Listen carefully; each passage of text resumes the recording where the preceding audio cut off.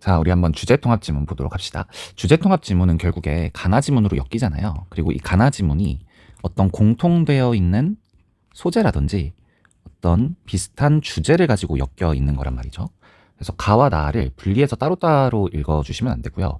이 가와 나를 동시에 관통하고 있는 어떤 소재나 주제가 무엇인가를 파악하려고 하는 노력 하에 지문을 읽어주셔야 문제를 제대로 풀 수 있습니다. 그러면 이번 지문에서는 가와 나의 공통점이 무엇이었습니까, 여러분?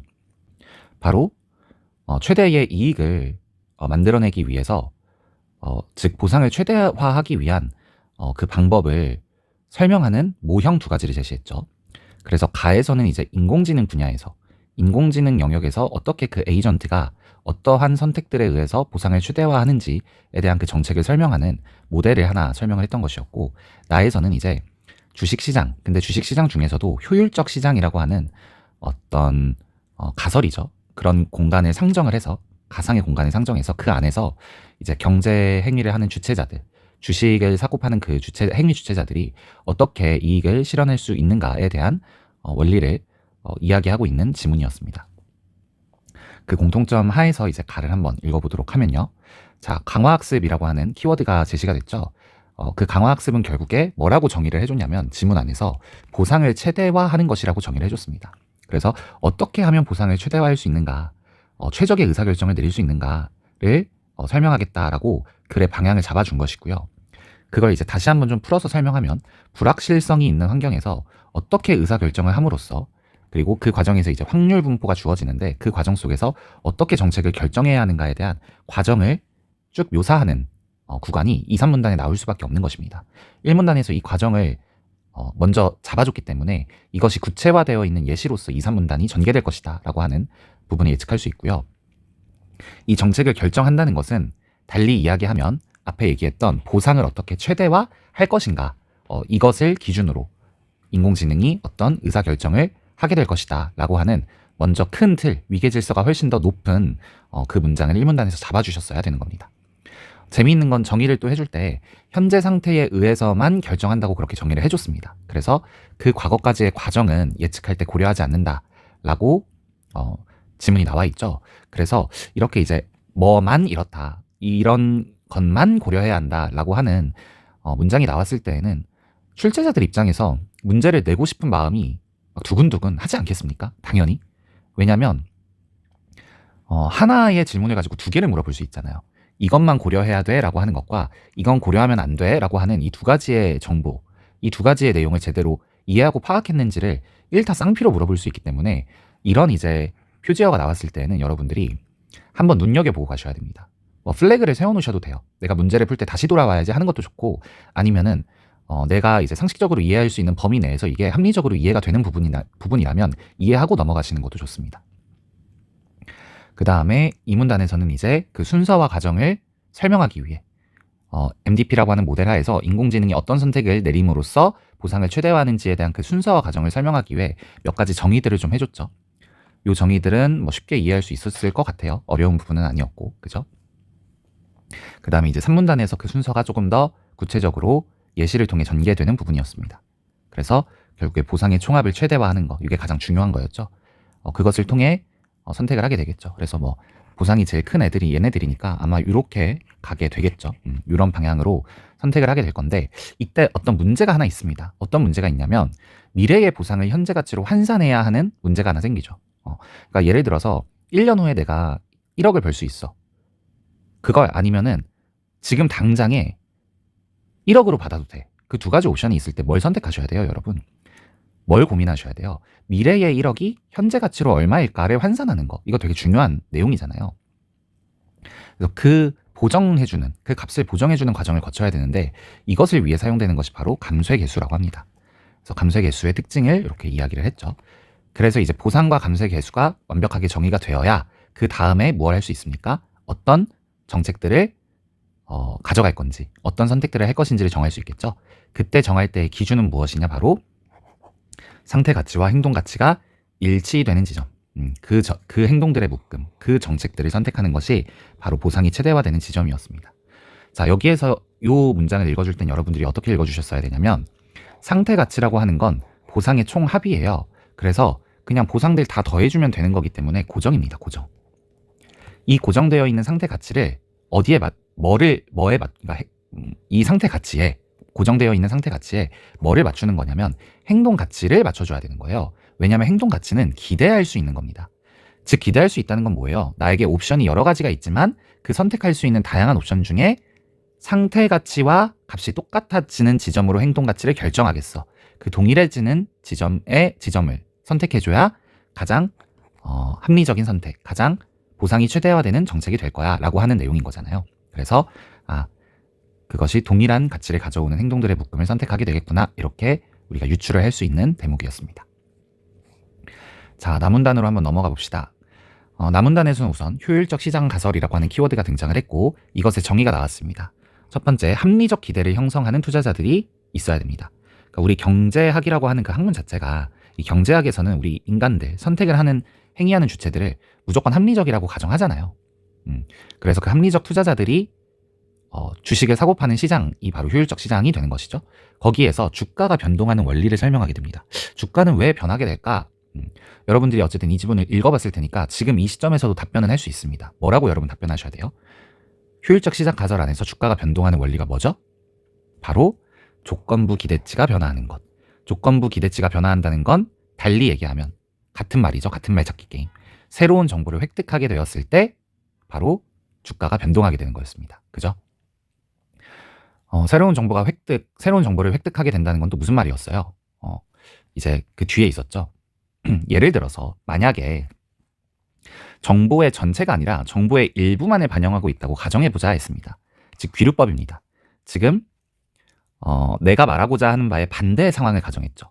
근데 그렇게 되면 어떻게 돼요? 반드시 가격이 조정됩니다. 가격 조정 속도는 주식시장의 효율성과 상관관계, 비례관계를 가지기 때문에 정보의 일부만을 만약에 반영하고 있다면 반드시 가격이 조정되면서 결국에 즉시 주가가 조정되는 거죠. 왜? 투자자들은 합리적이기 때문에. 즉 투자자들은 정보를 빠르고 정확하게 반영하는 합리적 존재들이기 때문에. 지금 요 몇 문단이야? 이 문단이 합리적 투자자들에 대한 설명을 해준 구간이었거든요. 그래서 그렇기 때문에 가격에 반영되지 않은 정보는 존재할 수 없게 됩니다. 그래서 귀류법을 해보니까 이런 결론에 도달하게 되는 거죠. 그래서 조건부 기대치가 변화해. 즉 새로운 정보가 획득돼. 그러면 반드시 빨리 즉시로 주가가 조정되게 된다. 주가가 변동되게 된다.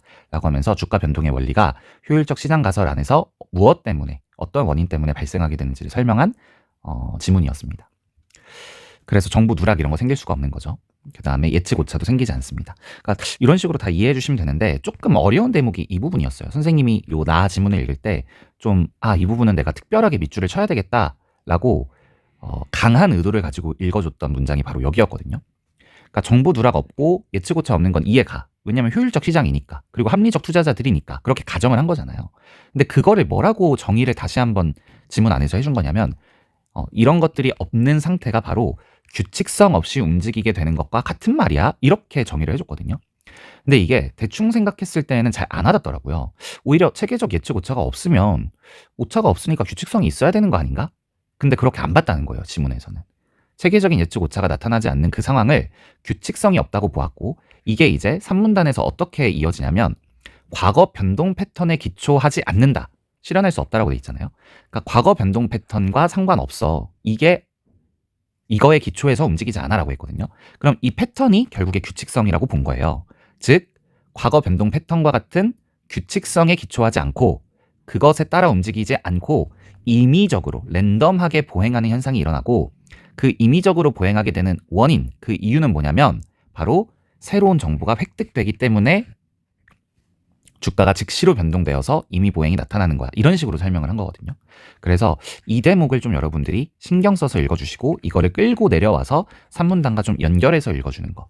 그래서 임의 보행까지 임의라고 하는 이 단어를 그러면 쉽게 처리할 수 있게 되죠. 이해할 수 있게 되니까 상식적이잖아요. 이렇게 좀 읽는 스킬이 좀 중요하게 작용하는 필요한 독해 방법이었던 지문이었다. 이렇게 정리를 해드리도록 하겠습니다. 문제를 풀어볼게요. 선생님이 문제를 풀고 안 지워왔네. 자, 1번 문제부터 한번 봅시다. 가와 나는 모두 미래에 대한 예측이 불확실한 상황에서 최적의 결정이 도출되는 모형을 설정하고 있다. 아마 가는 여러분들이 좀 쉽게 처리를 했을 것 같아요. 근데 나가 조금 그런가? 안 그런가? 고민이 됐을 것 같은데 나는 이게 왜 적절할까요? 바로 미래에 대한 예측이 불확실하다. 이건 무슨 뜻이냐면 투자자들이 내가 주식을 사는 게 나에게 차익 실현이 될 것인지 안 될 것인지 그게 불확실하죠. 그렇기 때문에 배당금을 생각할 때 배당금이 어떻게 될까를 고려할 때 바로 조건부 기대치가 반영되는 거였잖아요. 이 조건부 기대치는 현재 시점에서의 모든 정보들을 다 종합하고 고려했을 때 결국에 주식이 어떻게 될 거야 라고 하는 합리적 투자자들이 모형 안에서 이런 과정 안에서 판단하고 예측하는 거잖아요. 그죠? 그래서 결국에 주가가 변동하는 이유는 뭐예요? 내가 이 주식을 샀을 때 이익이 될 거라고 판단한다면 투자자들이 그러면 당연히 주가의 가격이 올라갈 것이고 이게 나중에 괜히 들고 있다가 보유하고 있다가 똥 되겠어 똥값 되겠어 이러면 주가가 하락하는 거잖아요. 그래서 미래에 대한 예측이 불확실한 상황 맞고요. 나도 그 다음에 최적의 결정을 도출하는 겁니다. 바로 이 조건부 기대치를 반영함으로써 새로운 정보가 나타날 때마다 계속 정보를 수정하는 거죠. 2번은 왜 적절하지 않을까요? 바로 나 때문에 그렇습니다. 미래에 발생 가능한 상황을 기준으로 현재 이루어지는 행동을 평가한다. 현재 이루어지는 행동을 평가한 적이 없고요. 현재까지의 모든 정보를 평가해서 미래를 예측하는 겁니다. 이 말이 좀 이렇게 꼬아놓으면은 대충 맞는 것 같은 단어들을 나열하면 적절하지 않나? 여러분들이 그렇게 생각하는 경향들이 있거든요. 근데 잘 생각해 보세요. 현재 이루어지는 행동을 평가한 게 아니고 현재까지의 정보들을 평가해서 그 기대치가 결정되는 겁니다. 조건부 기대치가. 그래서 주식이 가격이 변동하는 거예요. 주식을 살지 말지를 그럼 결정할 수 있으니까. 그죠? 그러니까 그런 내용을 얘기했던 거지 이런 내용을 얘기한 것은 아니다. 잘 기준을 잡아주기 바랍니다. 그 다음에 3번. 계속적으로 이어지는 상태들 속에서 이전 상태가 다음 상태에 미치는 영향이 무엇인지 나는 그런 걸 설명한 적이 없고요. 가 같은 경우에는 약간 애매할 수 있어요. 그러니까 그렇다고 볼 여지도 있고 안 그렇다고 볼 여지도 있거든요. 근데 이 말장난 같지만 그래도 설명을 선생님이 다 해드릴게요. 자, 첫 번째, 가가 이거를 설명했다고 보는 입장이 있겠죠. 그러면 어떤 근거를 가지고 얘기할 수 있겠어요? 계속적으로 이어지는 이런 상태들, 그런 선택들 속에서 내가 어떤 결정을 한 게, 과거에 어떤 이런 결정을 한 게, 얘의 어떤 이 연장선 안에서 있는 거잖아요. 그러니까 그렇게 본다면 뭐 그렇다고 볼 수 있습니다. 그리고 EBS 수특에서도 해설을 이걸로 봤어요. 이 관점으로 해설을 해놨거든요. 근데 사실은 엄밀하게 말하면 이전 상태가 다음 상태에 영향을 미치나? 이 부분을 조금 여러분들이 생각해 볼 필요는 있죠. 왜냐하면 요 얘기 했었으니까. 근데 요 얘기는요 또 잘 생각해 보면 다음 상태를 예측할 때 고려하지 말라라는 말이지 과거의 그 선택들이 뭐 존재하지 않는다거나 어떤 아무 영향이 없다거나 그 정도의 말을 한 건 또 아니거든요. 어쨌든 과거의 선택이 계속 이어짐으로써 현재의 선택이 있고 미래의 선택으로 나아가는 거잖아요. 근데 다만 내가 이 선택을 할 때에는 얘를 고려하지 말아라 이런 의미였던 거잖아요. 그러니까 그렇게 또 본다면 이렇게 볼 수 있는 여지도 있고 이렇게 볼 수 있는 여지도 있다는 거죠. 근데 어쨌든 EBS 해설에서는 가가 이전 상태가 다음 상태에 미치는 영향을 설명했다라고 봤거든요. 근데 이 부분은 조금 여러분들이 세모 정도의 그러니까 해석의 여지가 있는 선지로 처리하고 넘어가는 것이 좋겠습니다. 그 다음에 4번 선지도 조금 꼼꼼히 봐주셔야 될 것 같아요. 나와 달리 가는 행위자가 자신을 둘러싼 환경과 상호작용한 결과가 새로운 상호작용으로 연결되는 과정을 설명하고 있다. 우선 가는요. 가는 여기까지는 맞다고 볼 수 있을 것 같아요. 그죠? 행위자가 자신을 둘러싼 환경과 상호작용해서 어떤 결정들을 하니까요. 근데 그것이 새로운 상호작용으로 연결되는가? 새로운 상호작용으로 연결되는가? 이 부분 좀 애매하죠. 이 부분이 조금 어색하고요. 그 다음에 나를 보면 나는요. 오히려 이 뒷부분도 맞습니다. 행위자가 자신을 둘러싼 환경과 상호작용을 했다. 즉 정보들, 모든 정보들과 상호작용을 했고 그래서 어떤 결정을 내려요. 근데 그 이후에 또 새로운 정보가 등장합니다. 그러면 다시 상호작용을 하겠죠. 정보를 수집하고 분석하고 이에 기초해서 무언가 또 주식을 매매하고 그런 것들을 계속 상호작용이라고 하는 단어로 정의를 한다면 물론 지문하에서 상호작용이라는 단어는 한 번도 등장한 적은 없지만 그렇게 본다면 연결할 수 있는 지점이 있습니다. 그래서 실제로 수특 해설에서도 나는 이거를 했다라고 봤거든요. 행위자가 자신을 둘러싼 환경과 상호작용 결과가 새로운 상호작용으로 연결되는 과정을 설명했다라고 나를 보았거든요. 그래서 좀 그렇게 연결해서 읽을 수 있는 여지가 나가 오히려 크고 가가 없기 때문에 결과적으로는 적절하지 않다. 이렇게 보시면 되겠습니다. 5번 가는 당면한 문제 해결을 위해 최적의 대안을 찾는 방법을. 여기까지는 좀 맞다고 볼 수 있을 것 같아요. 그죠? 당면한 문제 해결. 이거 조금 애매하긴 한데 이것도 좀 사고를 확장해서 그렇다고 볼 여지가 있습니다. 근데 뒤에가 너무 틀렸죠. 나는 합리적 행동이 비합리적 결과를 유발한다. 예, 비합리적 행동이요. 그런 걸 유발한 적이 없었습니다. 그죠? 그래서 이렇게 1번은 처리할 수 있었습니다.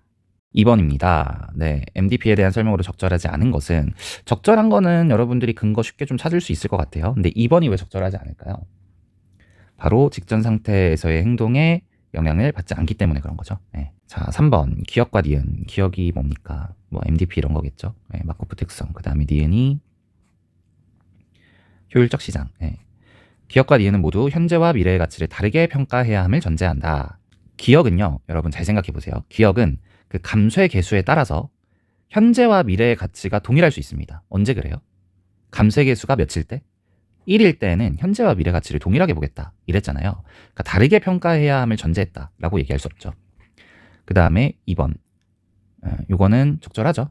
과거, 기억은 과거 생각하지 말라 그랬고, 그 다음에 니은도 그죠. 현재의 모든 정보가 누락 없이, 그 다음에 체계적인 오차 없이 존재한다고 보았기 때문에 맞습니다. 기억은 니은과 달리 현재 이르기까지의 과거 경로가 현재 상태를 구성한다. 기억은 그런 얘기 한 적 없죠. 니은은 미래에 실현 가능한 결과를 예측하는 것이 불가능하다. 뭘 불가능해요? 그러면 주식을 어떻게 사고 팝니까? 미래의 결과를 예측함으로써 주식 가격이 변동되는 거죠. 살 사람이 많아지면 가격이 올라가는 거고, 다들 팔고 싶어 하면 떨어지는 거고, 그죠? 기억은 과거에 대한 정보 없이 미래를 예측해야 함을, 니은은 과거 정보만으로. 뭔 과거 정보입니까? 니은은 현재 정보죠. 현재 정보. 그리고 갑자기 어떤 새로운 정보가 탁 등장하게 되면 기대치가 확 변화하게 되면서 주가가 확 변동하게 되겠죠. 그게 이제 4번 문제였습니다. 그래서 4번 문제는요, 사실 보기를 안 읽어도 뭐 쉽게 풀 수 있는 문제였는데, 보기에서 무슨 내용을 하고 있는지도 좀 깊이 있게 이해하는 게 필요할 것 같아서 해설을 좀 해드리도록 하겠습니다. 그러니까 결국에 보기의 이야기는요, 요 나에서 이야기했던 내용하고 일맥상통하는 얘기입니다. 그런데 뭐 약간의 상대 쪽에서의 반박을 인정해서 약간 그걸 고려해서 조금 더 좀 뭐랄까, 자기가 하고자 하는 말을 조금 양보하는 그런 느낌은 있죠. 모든 경제 주체가 모든 정보를 완벽하게 이용할 수 있는 것은 아니기 때문에, 그래, 완전한 예측은 아닐 수 있어. 그러니까 합리적 기대는 맞는데 합리적 예측으로까지 100% 다 이어지진 않을 수 있어. 이렇게 좀 인정을 하는 거죠. 그러나 예측 오차는 발생할 수 있긴 하지만, 그러나 뒤에 말하는 게 더 중요한 거겠죠. 동일한 오차가 반복되지는 않아. 이게 무슨 말이에요? 그 아까 무슨 예측 오차였죠? 체계적인 예측 오차는